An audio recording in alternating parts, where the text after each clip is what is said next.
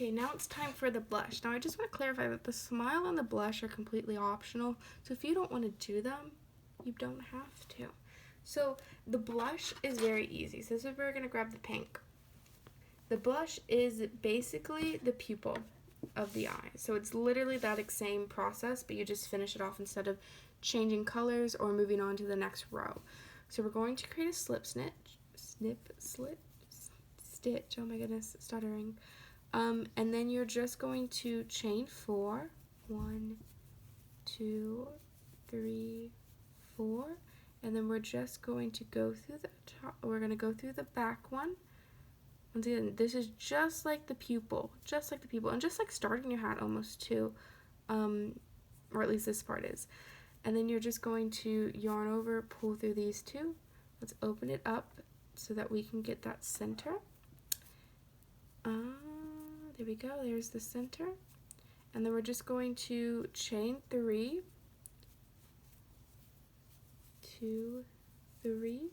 Then we're just going to yarn over, and then we're going to go through the center, pull up, double crochet. It's literally just the pupil. You just do this 10 times. Okay, and then make sure that I'm getting it in the right one. Yep, I think so. And then that's 3, so now we need 4. Let me get some more yarn for me. 4.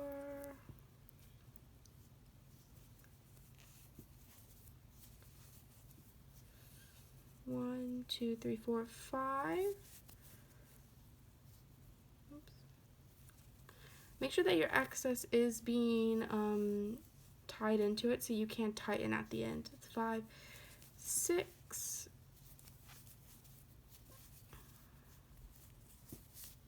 7,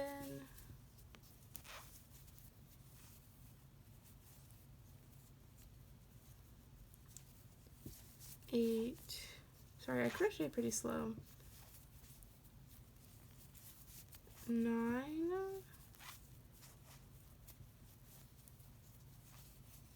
And 10. Let me just count to make sure. Oops, bumped the camera. So 1, 2, 3, 4, 5, 6, 7, 8, 9, 10. Okay, and then this one you're just going to create a slip stitch. So 1, 2, 3.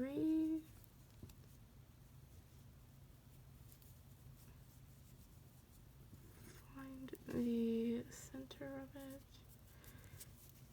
Slip stitch. So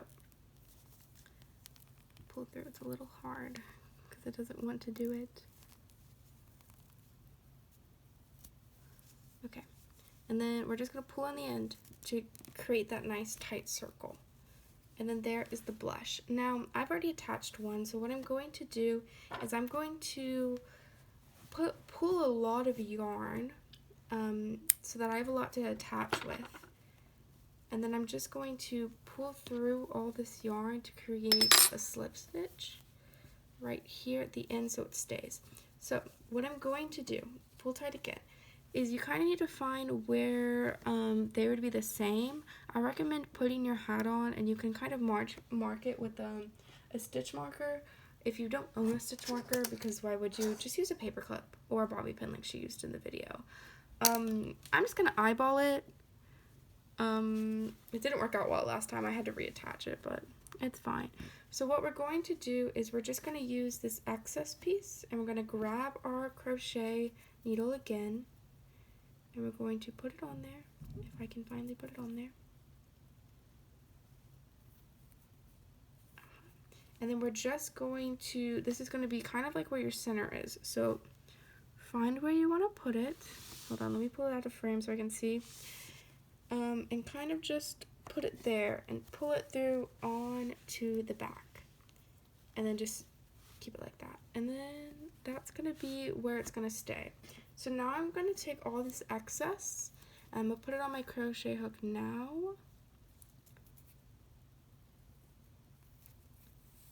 And we're just going to start just putting it in. So there really is no rhyme or reason. I at first I was thinking about going around the edges, but I kind of just discovered that it's just easier to just poke it through and then just go with the way the yarn flows. For example, oops, I need to go redo that. Let me redo this one. I kind of messed it up.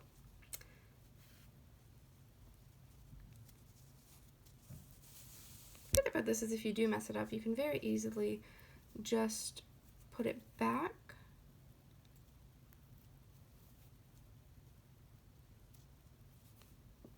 So we're just going to find where it needs to go again.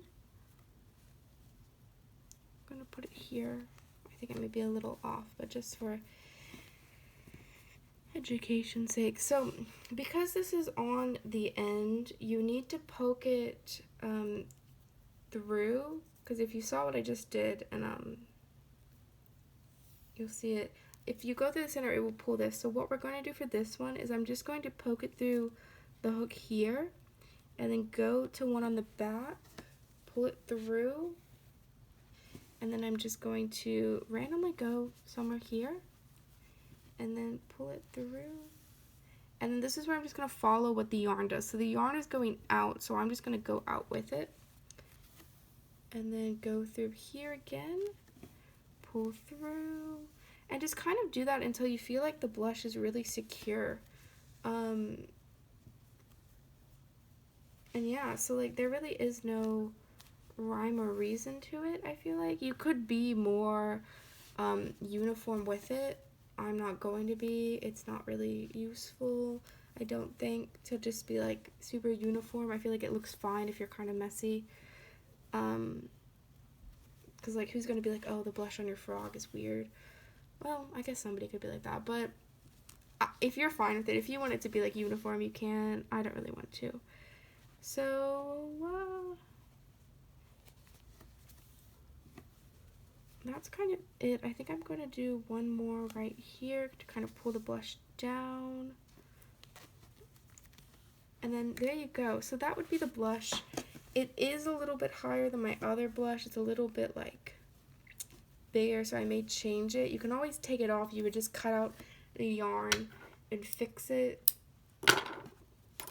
You can see my excess kind of got stuck somewhere in there, so I'm just going to treat it as though it's another piece of yarn, and then I'm just going to just knot them together with the empty pieces here, and just do that. And that would be one, and then this one here is the center, so I would just knot it again. Doesn't have to be perfect. Oops. Just straighten it out. Knot it again to keep it secure, because we don't want it falling out. That would be very sad. And then we're just gonna cut it. I'm not gonna worry about like all that because it's on your head, so whatever. And then here's your hat. It's very cute. Here, let me remote the camera a little bit. It's very cute. I love it so much.